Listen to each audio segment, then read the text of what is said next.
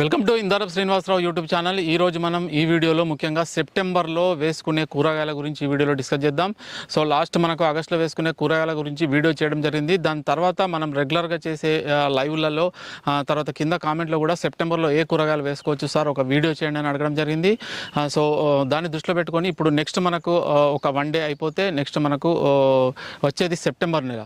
ఈ సెప్టెంబర్ నెల అనేది రైతులకు మంచి ఎక్సలెంట్ కూరగాయలు వేసుకోవడానికి మంచి అనుకూలమైన నెల ఇది సెప్టెంబర్ నెల అనేది. ఎందుకంటే దాదాపు మనము ఈ జూలై ఆగస్టులో ఈ టైంలలో వర్షాలు విపరీతంగా అధిక వర్షాలు ఉంటాయి. వర్షాలకు కొంత మనం ఏదైనా ల్యాండ్ తయారు చేసుకోవడం కానీ కూరగాయలు వేసుకోవడానికి కొంత ఇబ్బంది ఉండే అవకాశం ఉంటుంది. బట్ ఈ సెప్టెంబర్ నెల ఏంటంటే మరీ ఎక్కువ వర్షాలు ఉండకపోవచ్చు, మరీ పూర్తిగా వర్షాలు లేకుండా ఉండవచ్చు, మీడియంగా ఉండే నెల ఇది సెప్టెంబర్ నెల. కూడా already May June first week second week వరకు మే లాస్ట్లో ఎవరైతే కూరగాయలు వేసిండ్రో వాళ్ళ జూన్ జూలై ఆగస్టులో అంటే ఇప్పుడు దాదాపు కూరగాయలు కొన్ని రకాలు దాదాపు అయిపోయి ఉంటాయి. ఇప్పుడు బీర కానీ కాకర కానీ కీర కానీ కొన్ని రకాల కూరగాయలు దాదాపు ఇప్పుడు అయిపోయి ఉంటాయి, ఎండింగ్కి వచ్చేస్తుంటాయి. నెక్స్ట్ ఇప్పుడు వెంటనే వాళ్ళకు ల్యాండ్ రెడీ చేసుకోవాలి, మళ్ళీ వేసుకోవాలంటే కంపల్సరీ కొంత టైం అనేది తీసుకుంటుంది. కాబట్టి ఈ సెప్టెంబర్ నెలలో ఎవరైతే ఇప్పుడు వేసుకోవాలనుకుంటారో ల్యాండ్ తయారు అయిపోయి రెడీగా ఉండో, లేదు అంటే ఇంకా ఈ మంత్లో మీరు లాస్ట్ వరకు అయినా పర్లేదు సెప్టెంబర్ నెలలో ఈ వీడియోలో చెప్పిన కూరగాయలు అనేది వేసుకుంటే మీకు మినిమం రేట్ అనేది కంపల్సరీగా మీడియం రేట్ అనేది దొరికే అవకాశం కంపల్సరీగా ఉంటుంది.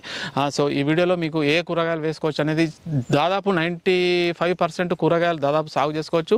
కానీ మంచి రేటు, రైతుకు మంచి ఆదాయము, కొంత పెట్టుబడి అయినా వెళ్ళే అవకాశము మినిమం రైతుకు ఉండాలి. కాబట్టి కంపల్సరీగా మినిమం ఆదాయం వచ్చే అవకాశం ఉన్న కూరగాయలను నేను ఈ వీడియోలో చెప్తా. ఇందులో ఒక్కొక్కసారి మీకు రేటు ఉంటే కనుక మంచి లాభం, మంచి ఆదాయం రైతుకు వచ్చే అవకాశం ఉంటుంది. అటువంటి కూరగాయలను ఈ వీడియోలో చెప్తా. సో ఈ వీడియోలో చెప్పిన కూరగాయలతో పాటు లాస్ట్లో నేను ఇందులో 1 లేదా 2 బెస్ట్ వెజిటేబుల్స్ ఏ కూరగాయలు వేసుకుంటే రైతు కంపల్సరీ ఆదాయం అనేది తీసుకోవచ్చు అనేది విషయం కూడా చెప్తా. వీడియో లాస్ట్ వరకు చూడండి. కొత్త వారైతే red colour subscribe button subscribe చేసుకోండి, లైక్ చేయండి, కింద కామెంట్ కంపల్సరీగా చేయండి. ఎటువంటి వీడియోలు కావాలి, ఏ పంటల మీద కావాలి అది కంపల్సరీగా మీరు కామెంట్ చేసినట్లయితే నెక్స్ట్ వీడియోలు చేయడానికి ప్రయత్నం చేస్తా.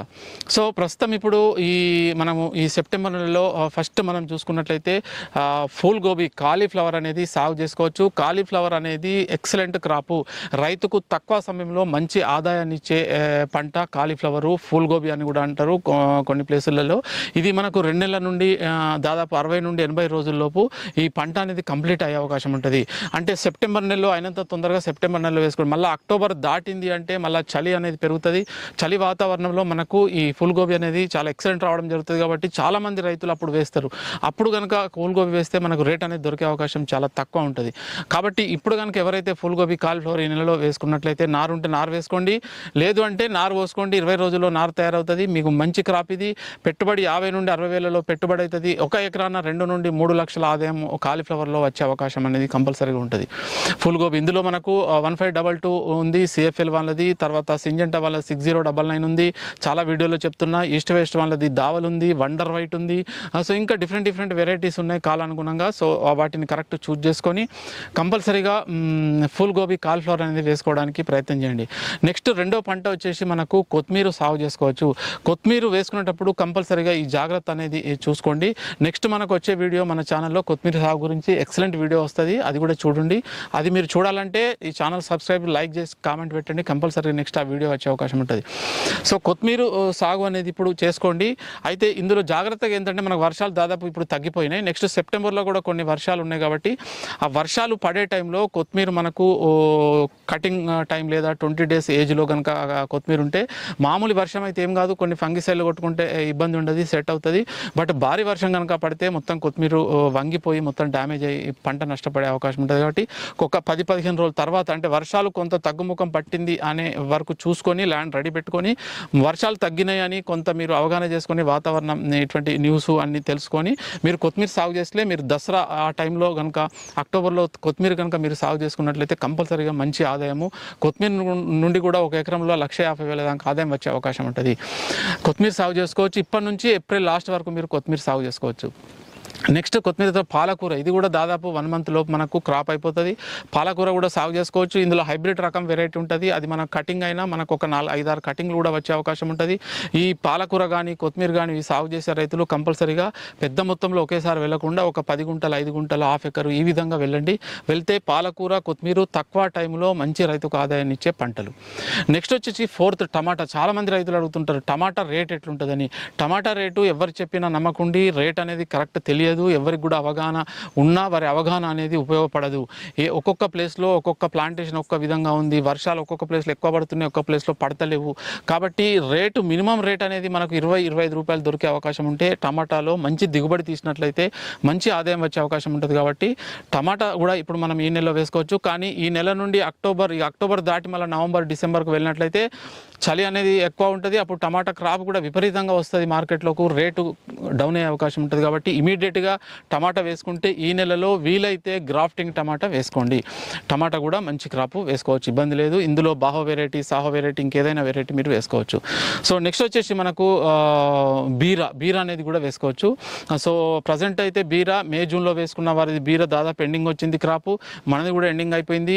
కానీ ఈ 3 నెలల్లో బీరకు 15, 20, 25 స్టార్టింగ్ 30 దొరికింది. తర్వాత 15, 20 రూపాయలు, 25 రూపాయల కంటే రేట్ అనేది దొరకలే.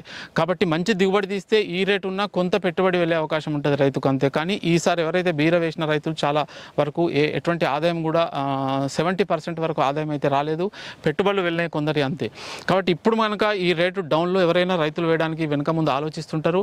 వీలుంటే మీరు ఇప్పుడు బీర కూడా సాగు చేసుకోవచ్చు. ఈస్ట్ వెస్ట్ వాళ్ళది న్యూల్ ఉంది, తర్వాత నావీ ఉంది, VNR ఆర్తి ఉంది, ఈ వివిధ డిఫరెంట్ మనకు వెరైటీస్, ధృవ అనే వెరైటీ ఉంది.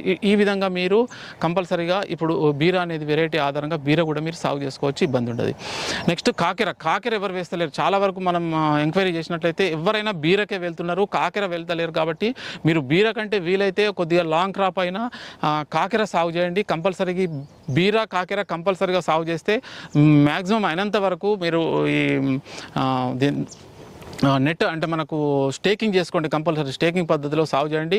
కాకెరలో కూడా VNR మనకు ఇదేంది ప్రగతి ఉంది, ఈస్ట్ వెస్ట్ వాళ్ళది ప్రగతి ఉంది, VNR 22 ఉంది, అస్మిత్ ఉంది, మనకు సింజెంటా వాళ్ళది ఉంది.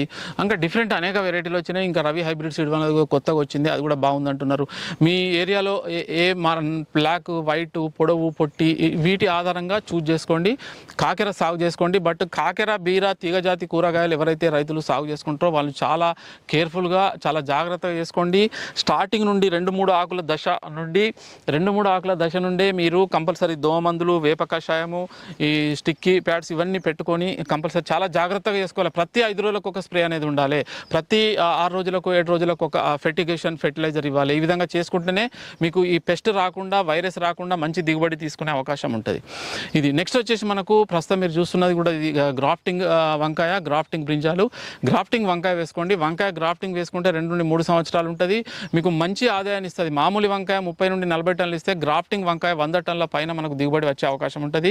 గ్రాఫ్టింగ్ వంకాయ గురించి కూడా ఆల్రెడీ అందులో ఇచ్చే ఫెర్టిలైజరు, తర్వాత దాని గురించి డీటెయిల్స్ వీడియోలు చేయడం జరిగింది 2. ఈ వీడియో ఎండింగ్లో ఇస్తా చూడండి. గ్రాఫ్టింగ్ వంకాయ కూడా వేసుకోవచ్చు.